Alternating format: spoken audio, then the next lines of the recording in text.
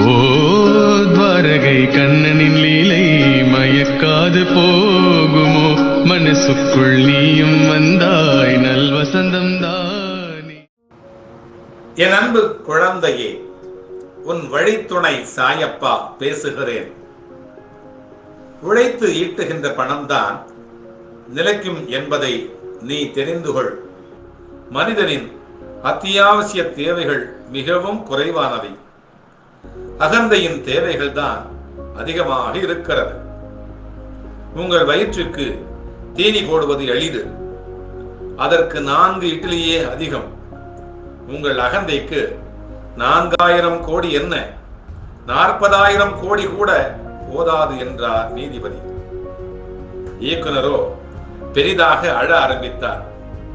அவர் மீதம் வைத்த அந்த 4வது இட்லி அவருக்கு மட்டுமல்ல, நமக்கும் பல மகத்தான பாடங்களை சொல்லிக் கொடுக்கிறது. மக்களை ஏமாற்றி சம்பாதிப்பவர்கள், பிறர் சொத்தை அபகரிப்பவர்கள், அடுத்தவரை மிரட்டி பொருளை பறிப்பவர்கள், யாராலும் பறித்த சொத்துக்கள் என்றைக்கும் நிலைக்கவே நிலைக்காது. கொண்டு போக முடியாத பொருளை சேர்ப்பதை விட இருப்பதை பகிர்ந்து கொள்ளுவோம்.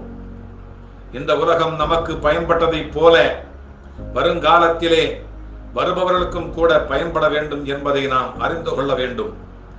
இதுபோல யாராவது பகட்டாகவோ மிகவும் பளிங்கு போல தன்னை உடை உடித்துக் கொண்டு மேம்பட்ட வாழ்க்கையை வாழ்கிறார்கள் என்று நாம் பார்த்து அவர்களை வியக்க வேண்டிய அவசியம் இனி இல்லை.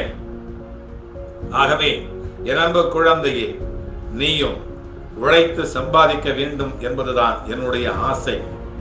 என்னுடைய பிள்ளையாக நீ இருக்க வேண்டும் என்றால் கண்டிப்பாக எனது சொல்லை தட்டாமல் கேட்டு நல்ல வழியிலே பொருளீட்டு நல்ல வழியிலே செலவு செய். 4 பேருக்கு நல்லவனாக வாழ கற்றுக்கொள். பிறகு உனக்கென்ன, உன்னை சார்ந்தவர்களுக்கும் கூட நானே துணை இருப்பேன். அல்லாஹ் மாலிக்.